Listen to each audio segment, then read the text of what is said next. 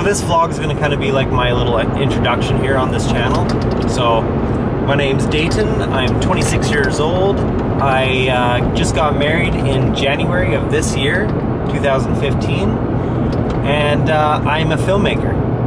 So today is my first try at a vlog, and we are going off. I kind of messed up. I didn't really check the regulations or anything on what you actually need to be allowed to go into the Philippines. I literally thought it was you need what is it, 6 months of your passport. Good.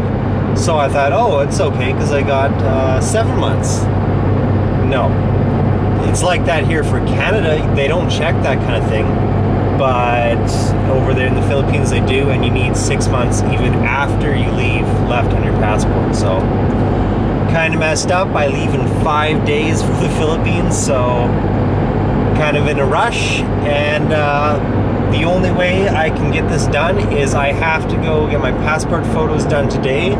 Gotta run over to Fort St. John, and I then have to go tomorrow to Edmonton, because Edmonton is the closest place that will do urgent passports. And to get an urgent passport, you need to show your proof that you're leaving the country right away and that you can't get the expedited passport, which takes about 10 business days. So it's not a big deal. It's a 8-hour drive, but yeah, it'll make for good footage, I guess. So I'll bring you guys along, and we'll be vlogging the whole way. And I know a few people have been asking me, hey, can you do more commentary style videos? And yes, we will be doing a lot more commentary style videos. Not too much music style like my intro there. But yeah, we'll be doing a lot of vlogs and doing a lot of commentary and talking to the camera and stuff like that. So don't worry about that, guys. I'll try to get better at it, because if you ever been on camera, it's kind of hard to get the words out that you want. You kind of get camera shy if you're not used to it, and I'm kind of used to being a cameraman, so not the best talker on camera. I kind of get camera shy, but yeah, I'm gonna do my best. So this is the drive to Fort St. John from Hudson's Hope, and Hudson's Hope is where I live right now and where I'm working out of. I've been living there on and off for, I think we moved there about maybe 15 years ago or something like that, or 16 years ago. But yeah, back and forth to Fort St. John for work and stuff. And yeah, this valley is actually going to be all flooded away soon. There's a very big controversial dam coming in, and it's going to be a huge work project worth billions and billions of dollars. They're flooding, I think, 80 kilometers of really nice farmland, and there's a lot of pissed off farmers and a lot of pissed off native bands. So I think while we're on this drive, I think I'm going to talk some about my history and get you guys kind of caught up and where I am with my life. So I was born in Langley, down near Vancouver, and I lived there for 2.5 years, have no recollection of it at all. After that, we moved to Umnak, Alaska, and my grandparents were leasing a island off the government, and they were processing cattle and stuff there, and we lived there for about 3.5 years, or I did anyways. And it was a pretty crazy little adventure. That's my first memories, is growing up on the island. And it's pretty crazy. I didn't really get to see too many people, so when people did come out, I was like super shy. So that's probably where I got my really shy attitude from, growing up there. Yeah, so this is kind of like a draw my life, but commentary style. So after about 3.5 years living there on Umnak Island, we moved back to Fort St. John, and that's where I grew up in primary school and stuff. And then after about 5th grade, after 6th grade, we moved to Hudson's Hope, and yeah, that's where I lived and went to high school, and it was a really nice place to grow up. There was tons to do outside, lots of fishing, lots of quadding and stuff like that. lots of places to party, and yeah, I seem to have partied myself out. I don't really do it too much anymore. I'm kind of glad I got all my partying out in high school, and now I can focus on other things that can further my career and stuff like that. So after high school, I kind of just went to random jobs, some construction, some regular labor stuff, some BC Hydro stuff.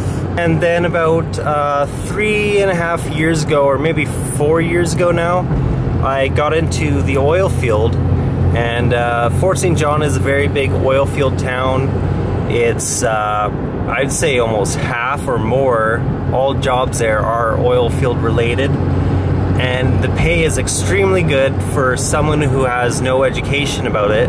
All you really need to do is be a good worker, show up on time, and make clients happy. So if you can do that, you can move up pretty far and pretty fast. After the oil field slump that just happened, and well, it was pretty much the oil field crash up here. The Canadian dollar just dropped hardcore, and the gas prices were cut in half, so there's not really much production going on, not much drilling and stuff, so it's definitely slowed down. You go through town and it's a lot quieter now. It seems everyone's just gone on holidays hoping that it's gonna pick up again, and hopefully it does, but who knows. And that kind of brings us to where I am now. So after I got back from the Philippines, I realized that I lost my job. I was laid off and I didn't really have work. So I had to start looking around, and there really wasn't much oil field work. So it wasn't really an option to go back into that. And with breakup coming up, breakup is the spring season, which everything thaws and you really can't even get into the roads and stuff. So literally everything just shuts down. The mud on the roads is just too crazy, and people just can't go to work anymore for 2 to 3 months. So that's what happens up here. Normally you just go off on vacation, but if you just come back from vacation, there's no work, then you're kind of screwed and you lost your job. Because normally I was given salary even if I wasn't working, so it was a very, very cushy job. Like, even if you weren't working, you were making decent money. When I found a new job, it was in Hudson Hope, where I was living. It was at a hardware store, so I thought, oh, this will pay good, and it was decent pay, and it was a bit more than what I was supposed to be getting off EI, so I was like, okay, we'll do that, and go there. I went and worked there for about 5 days, and they told me I was gonna work 6 days a week. So I said, okay, that's awesome. I'll be making more money than I am on EI, and that's all good. So I go there, and then they tell me, oh, you're only working 5 days a week. The 6th day a week is only if emergencies happen. So they kind of lied to me, and I was super pissed off, and I just said, screw it, I'm pretty much out of here. Walked out, got another job the same day, and went to work for a landscaping company that I worked for 2 weeks. Learned the tricks of the trade, so to say. And I just said, I don't really want to be working for chump change, and I just started my own company because I wanted to just try to do landscaping. So I got into that, got a few jobs, made a little money. I only invested about $600 or something like that into landscaping stuff, so it wasn't a big investment, and didn't really pay off too well. But then I started looking into filmmaking, and I wanted to know if it was a good idea just to go start my own film company. And I got into that, and with my skills that I learned off YouTube and all this stuff, I found that I do have enough skills to actually sell my videos and make money and make clients happy. So that is what I kind of moved my business into. Now I'm a filmmaker, and The first couple months was pretty slow, but in the last 2 months have definitely picked up, so I'm really happy about that. So that's kind of the quick version of story of my life. I kind of left out the meeting my wife part because that's kind of for another video, and we'll get into that a little bit more deeper later on. But yeah, right now we're almost halfway to Fort St. John, and as you can see, it's a pretty nice drive. Really nice little valley you go through here. So it will be a shame once it's all flooded and it's all disappeared. Great, so we're pretty much at the end of the Peace River Valley. And this is the valley that you go through when you're going to Fort St. John. See these guys here, they're kind of protesting the dam. They put up this farm here. They're selling all kinds of stuff. Lots of corn, lots all kinds of vegetables and stuff like that.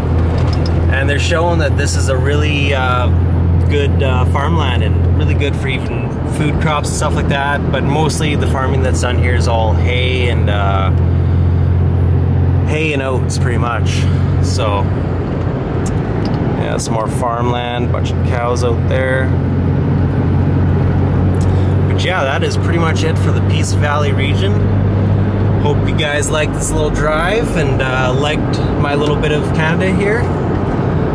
Gonna be missing it, but not really so much. It's almost winter time. It's getting cold around here. You can kind of see that it's getting a little brown around here, so it seems to be time to move to tropical lands.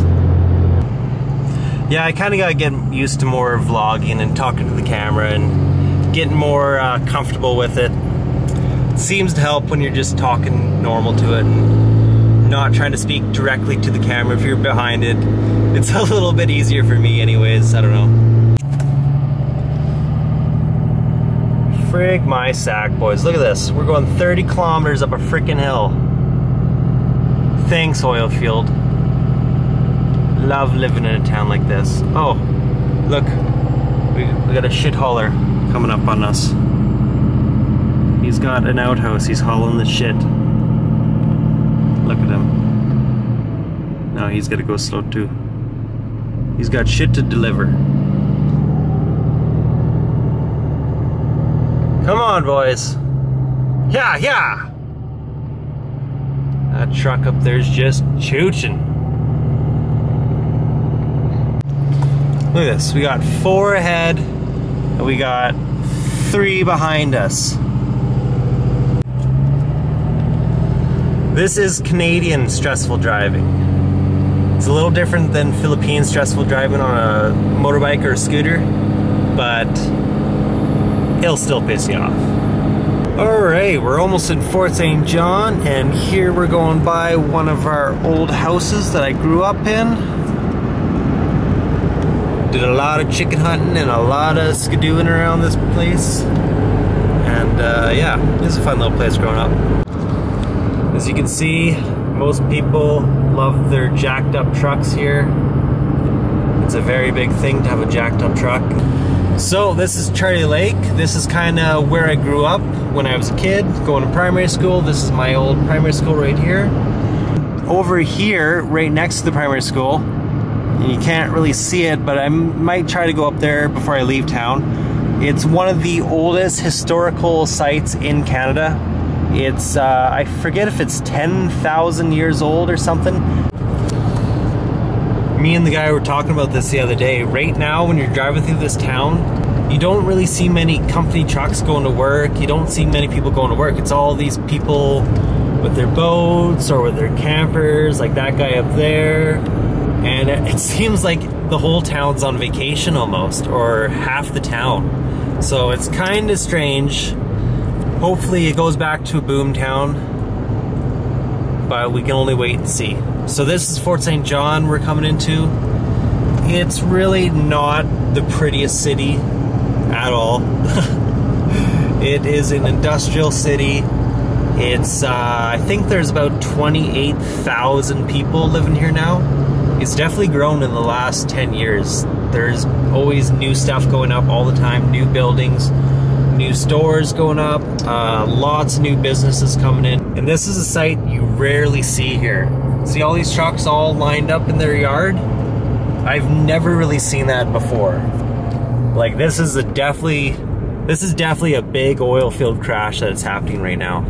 Because there's so many people sitting, there's so many companies having their trucks just sit there and no one's working, so hopefully it picks up soon. See that cell tower right there? I actually did the line locate to put it in. Line locating was my job in the oil field for 3 years there, and what it was is you literally just use a big fancy magnet, use a big metal detector, and you have another guy walk with a big magnet that shoots stuff in the ground, and you have a receiver, and you can tell where pipes are, like oil pipes or gas pipes or something. You can tell where cables are, electrical cables and all that kind of stuff. And it's law here, if you dig more than 1 foot into the ground, that you have to call a line locator to go locate your property. So there's always going to be a need for a line locator, so if I ever do want to get back into it, then there's definitely work for it, but right now, not so much. So here we are, we're going through Fort St. John. We are going up to Shoppers Drug Mart, and we are going to go get some passport photos. See, here's a lot more new stuff getting built. There's a few things getting built in this area here. So we're here at Shoppers Drug Mart, and I heard this is one of the best places to go get your passport photos and stuff like this. So you can always go to Walmart too, but I heard this one's a little bit better, a little bit faster, so give this one a try. So I just got the shit treatment over there. I went there and they said, oh, our battery's out on our camera, we can't do your passport photo. I say, oh, well, I have a professional camera on me. They say, oh no, you need a special camera to do it. No, you don't, I'm a photographer. I have the camera to do it, I've done it before, I just can't do it myself. So I'm pretty pissed off. Now I have to go to another photography store across town, and it's bullshit. All right, round two. We're at Unforgettable Memories, another camera store, and we're trying to get a passport photo done. All right, passport photos are done right before they closed, and they did an awesome job.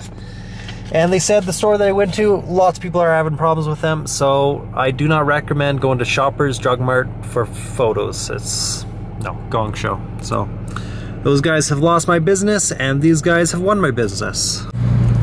Look at this, construction everywhere. This town never stops building and tearing down stuff and building new stuff, and it's never ending. Over here they're putting in, I don't even know, probably another store or something like that, another little strip mall or something like that. Now I have to run over and go get some supplies for the Philippines. Alright, so it's half a successful day today. Got most of the things I need to go get. Bring some chocolates and stuff for a few little gifts and stuff like that. Polysporin, this is a main thing. Every time you get injured over there or get cuts, it takes a long time to heal, so it's good idea to bring some antiseptic stuff, some polysporin. I usually brought wipes and stuff, but they usually run out, so I thought I might as well just invest in a big thing of polysporin. Travel toothpaste and toothbrush, some new deodorant, some travel gravel, some allergy drops for my wife. What else did I get? Just a bunch of travel stuff. What else did I get here? Ooh, hat clip lights for hiking in the dark, because we're probably going to go be doing some hiking in the dark. Got a couple of these. And yeah, still need to grab a few more things, but I guess I'm going to have to do that in Edmonton or next time I come through here. So now we're going to go up into the cave. Up in here in the caves, and I'll show you guys this spot. And I was wrong, I guess it's actually 11,000 years old. dates back pretty long ago, and trying to remember how to get there. Okay, I think I found the path. Looks like a path. Pretty steep. Sure hope so. Okay, what we got here? No, oh, is that it?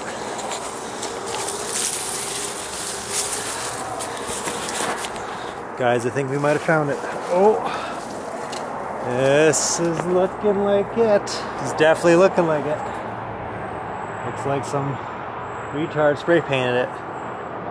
This is the 11,000-year-old Trail Lake Cave, and I think I found out about this cave when I was about grade 2 or grade 3. We went on a few field trips because it's just right over there as a school, so we just walk over here and go explore the cave, and yeah, so show you guys inside what a 11,000-year-old cave looks like. It's pretty freaking dark. Get my phone out here for you guys. All right. This is the prehistoric Charlie Cave. I guess archaeologists dug this place out. It goes back in there a ways too. Who knows what that was for? Probably a place to go sleep or something. Some more little tunnels.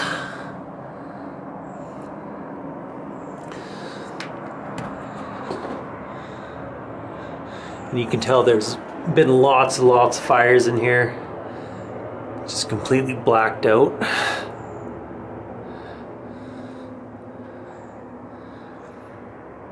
Pretty dusty in here.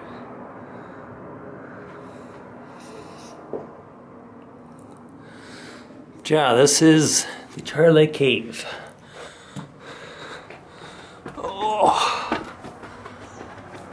kind of got to crouch down the entire time going in there. Pretty cool little camp spot if you're camped here 11,000 years ago. Right beside the lake with lots of fish and stuff. Nice little place for the rocks, and probably a cool place to chill. Alright, so that's it for the prehistoric cave. Hope you guys like that. Cool little ancient spot around where I live. It's pretty much the most ancient thing I've even heard about in Canada, so it's pretty cool how it's in our area. So that's it for today. We're heading back home, and kind of missed out on a job, but can do it on tomorrow or Tuesday when I get back to home after Edmonton. But tomorrow we are heading out to Edmonton, and I will be taking you guys along, and we'll be vlogging the whole way. And yeah, let's see if I can make my way back to the truck and not break my leg. Alright guys, till next time, peace out.